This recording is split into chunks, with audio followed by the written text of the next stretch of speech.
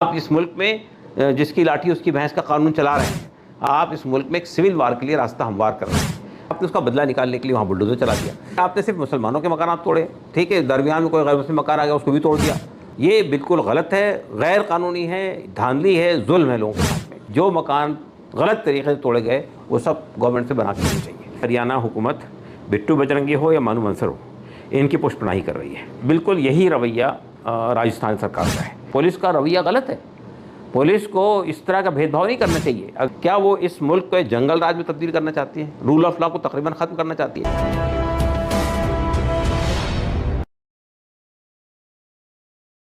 देखिए, पहली बात तो ये है कि रैली निकाली किसने निकाली? मुसलमानों के इलाकों में रैली निकालने की इजाज़त दी गई। फिर वो रैली ऐसी रैली नहीं थी, उसके साथ हथियार भी डिस्प्ले हुए, हथियार भी दिखाए गए, हथियार चलाए भी गए। मुस्लिम इलाकों अंदर घुसकर वहाँ पे वो हंगामा करने की कोशिश भी की गई। जब उन्होंने रेजिस्ट किया, उन्होंने दाखिल नहीं होने दिया इनको, तो फिर आपने उसका बदला निकालने के लिए वहाँ बुलडोजर चला दिया। आप चाहे उसका जवाब ये पैदा कर रहे हों कि वो अवैध कंस्ट्रक्शन था, सवाल ये पैदा होता है कि इसी मौके पर क्यों अवैध कंस्ट्रक्शन आया आपको? आपने कोई नोटिस नहीं दिया अवैध कंस्ट्रक्शन की। अवैध कंस्ट्रक्शन के लिए तो नोटिस दी जाती है ना पहले से, कि आप नोटिस दिए। फिर आपने सिर्फ मुसलमानों के मकान तोड़े, ठीक है, दरमियान में कोई गैर मुस्लिम मकान आ गया उसको भी तोड़ दिया। तो ये तो टारगेटेड से मुस्लिम मकानात थे ना।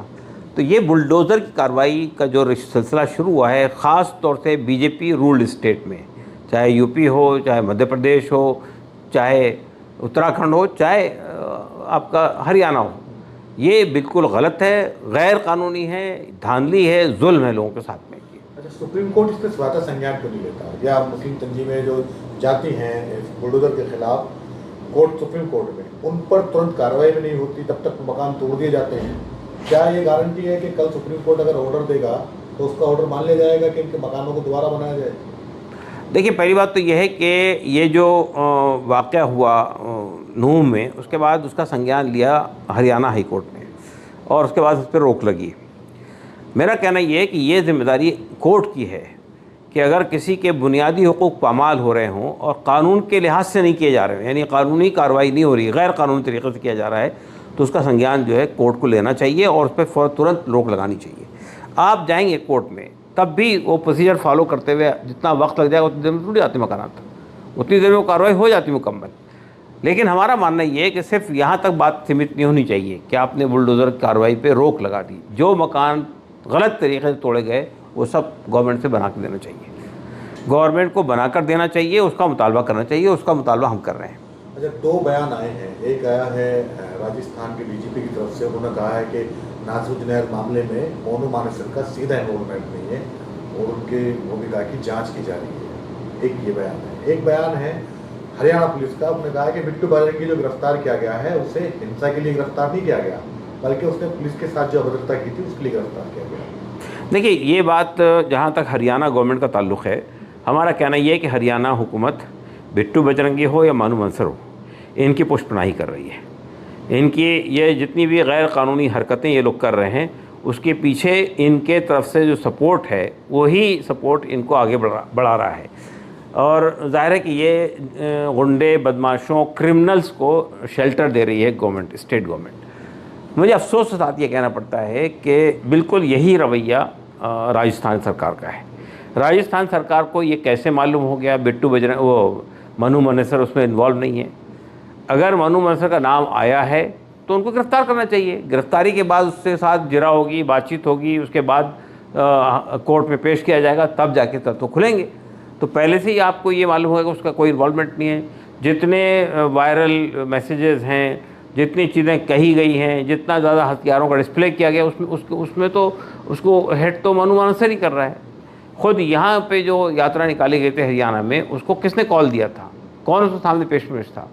तो जो कॉल देता है उसके बाद जो उसमें वायलेंस होता है, उसके लिए वो आदमी रिस्पॉन्सिबल था जो जिसने कॉल दिया था।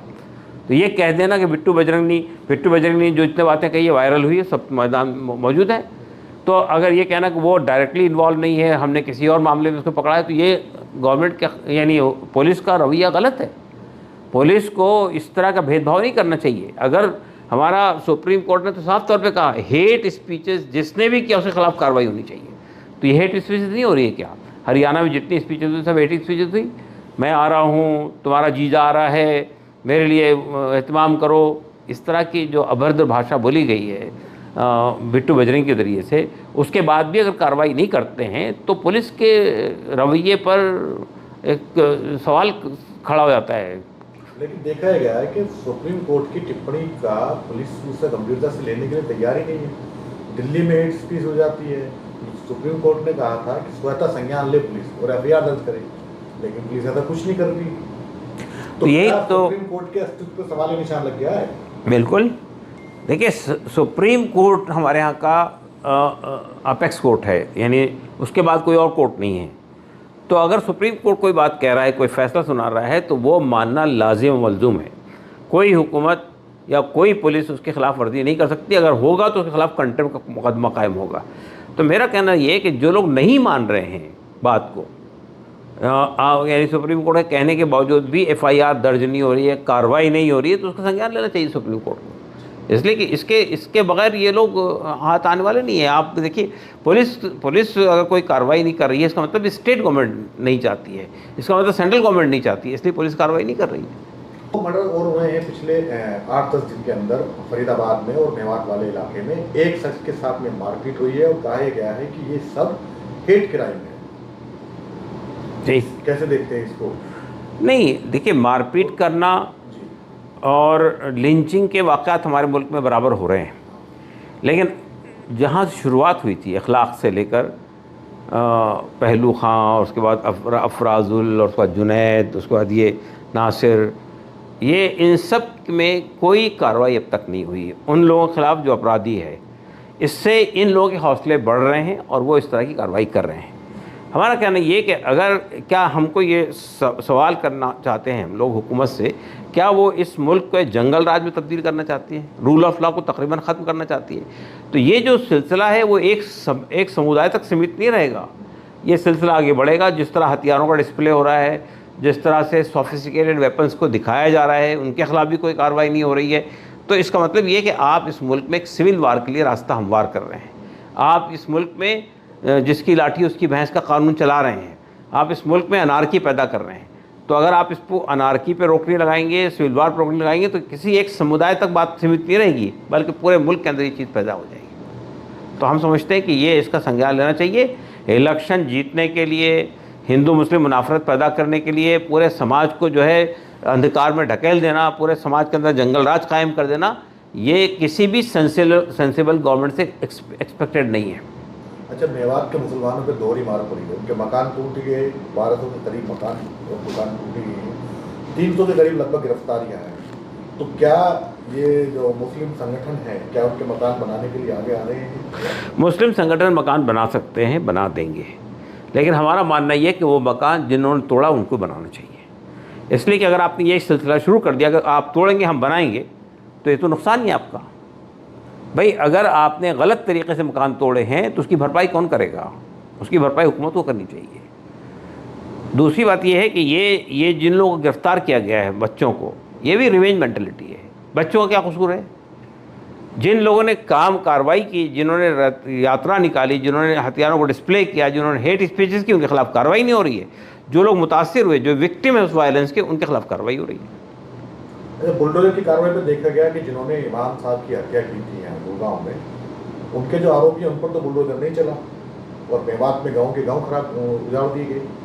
उन पर बुलडोजर नहीं चला, ये बात तो यहाँ आधी है ये बात, लेकिन जिसने उनको गिरफ्तार किया उस कमिश्नर को भी तबादला कर दिया गया। आपके इल्म में होगा, गुड़गांव की जो कमिश्नर थी, उस कमिश्नर ने जिन कार्रवाई की थी इन लोगों के ख़िलाफ़ में, उसके बुनियाद पर उसका तबादला हो गया वहाँ से। तो ये तो बहुत ही गलत रवैया है ना। आप प्रशासन को क्या मैसेज दे रहे हैं?